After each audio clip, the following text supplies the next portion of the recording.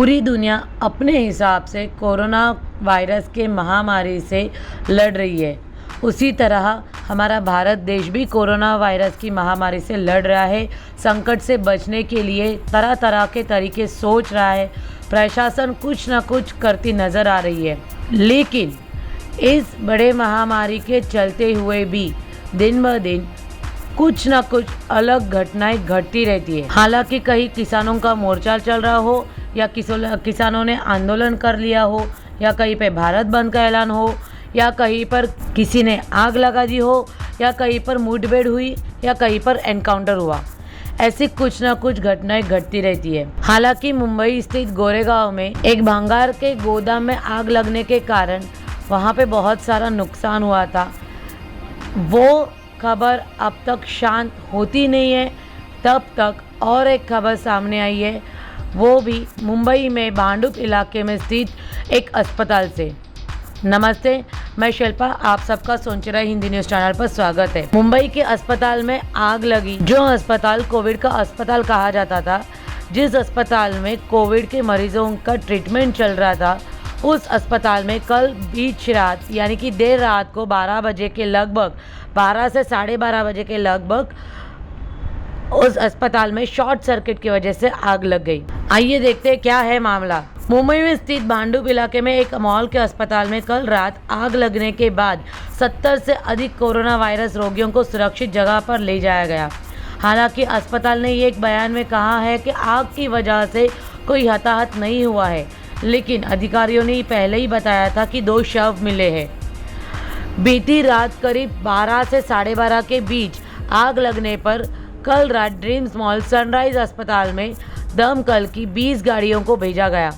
घटना के समय 70 से अधिक कोविड मरीजों की ट्रीटमेंट उस अस्पताल में चल रही थी, जो कि आग लगने के कारण तुरंत उस सारे मरीजों को वहां से दूसरी जगह पर हिलाया गया।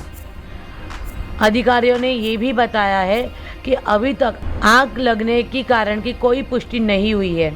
एक बयान में सनराइज अस्पताल ने कहा, ड्रीम्स मॉल में भांडुप की पहली मंजिल पर आग लग गई थी, जिसका धुआं ऊपरी मंजिल पर आ चुका था, जहां पर सनराइज अस्पताल है।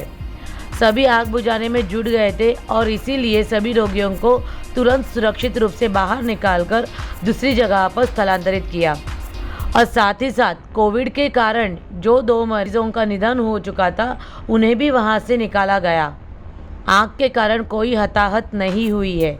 अस्पताल ने ये भी कहा है कि सभी रोगियों को तुरंत जम्बो कोविड केंद्र और कुछ अन्य निजी अस्पतालों में ट्रांसफ़र कर दिया था।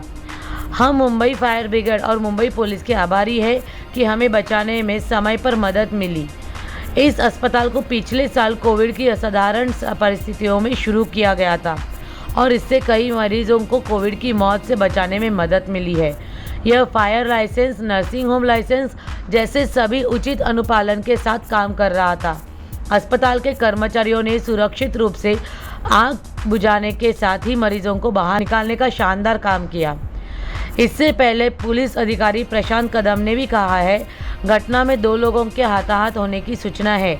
मॉल के पहले तल पर 12:30 बजे के आसपास लेवल 3 या लेवल 4 की आग लगी थी। 22 से 23 फायर टेंडर मौके पर मौजूद थे। मुंबई के मेयर किशोरी पेडनेकर, इन्होंने कहा, यह पहली बार है जब मैंने किसी मॉल में अस्पताल देखा है। यह बहुत गंभीर स्थिति है। 7 मरीज वेंटिलेटर पर थे। 70 मरीजों को दूसरे अस्पताल में ले जाया गया।